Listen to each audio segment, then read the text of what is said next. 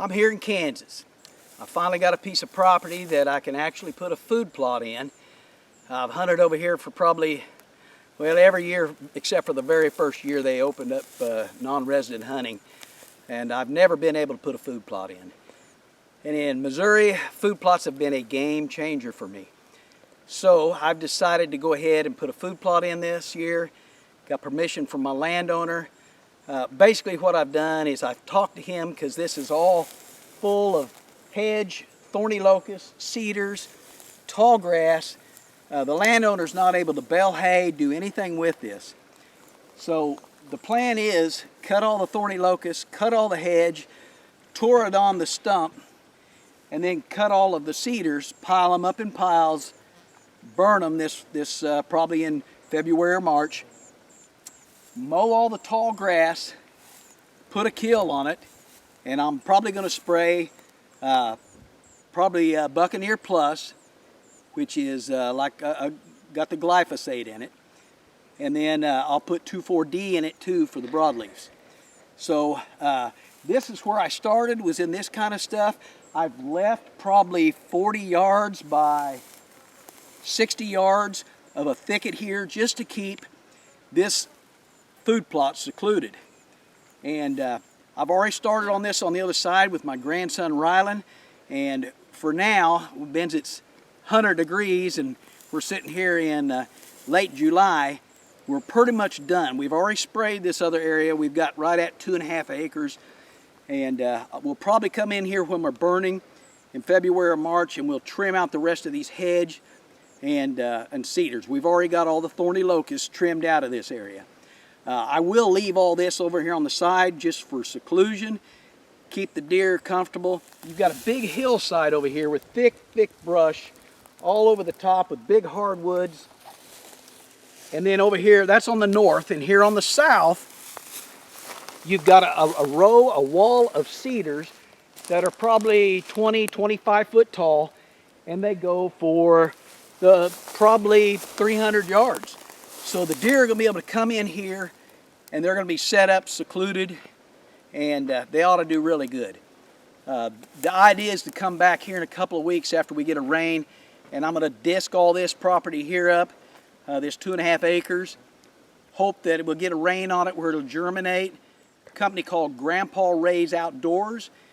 It's called Frosty Delight, and we're going to see how Frosty Delight does here. The way they talk, it stays really good and grows good even down into the cold temperatures, and I'm hoping this will give me a good food plot to hunt on. If the deer come in here and mow it down, then my plan is to come in here around the 1st of October and broadcast by hand about 150 pounds per acre of winter rye, and that way I'll get a second growth, still be able to hunt it. So we'll look and see what happens. The majority of the food plot is up ahead, and this food plot runs east and west. You've got the cedar trees on the south side, and you've got the hardwoods and the hillside over on the north. We've already got 2 stands set up on it, so I'm anxious to see if this is going to be as big a game changer in Kansas as it is in Missouri. So here we are on the 21st of August, and we're disking this field up, trying to turn it over just 2 to 3 inches deep. That way we don't really upset the normal structure on the top. And then I'm going to come back tomorrow. I'm going to harrow the property. I'm going to cultipack it. I'm going to plant the seed and fertilizer, and then I'm going to go over it again with the packer. So I'll see how that does.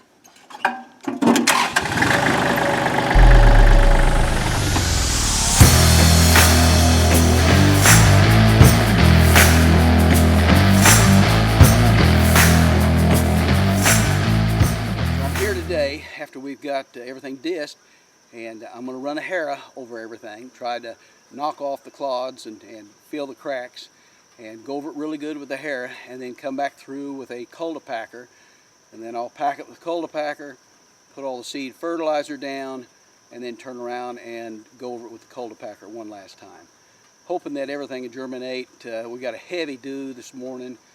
Temperature's about 58 degrees, so I think everything's getting really nice.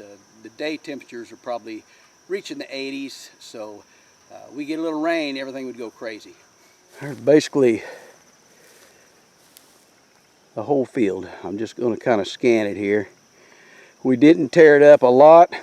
Had a lot of dead stuff in here, so we got a lot of thatch, which that thatch would come in handy. If we have any hard rain, there's no way it's going to wash. That'll help kind of hold it in, and then by packing everything, that'll help too. But that'll also give us a little shade. Once we get rain on it, the thatch will kind of help hold the moisture for us too. So just stay with us here. We'll see if we can get this food plot lined up and get some really good bucks on it. Woo! 4 hours later, I've got all this 2.5 acres. I've gone over it with a Hera. I've gone over it with all my fertilizer. I've cultipacked it. I've seeded with Grandpa Ray's Outdoors Frosty Delight. I've put 5 pounds of Ladino clover and 5 pounds of red clover on it. And everything has been cultipacked. So I'm done. I'm ready for the good Lord to give us some rain. I'm going to put a couple of cameras on this food plot. Just every time a deer will trigger it, I'll get an idea of what kind of growth we're getting, especially if we get a rain. So probably coming back in about 2 to 3 weeks to check cameras, and I'll do an update then.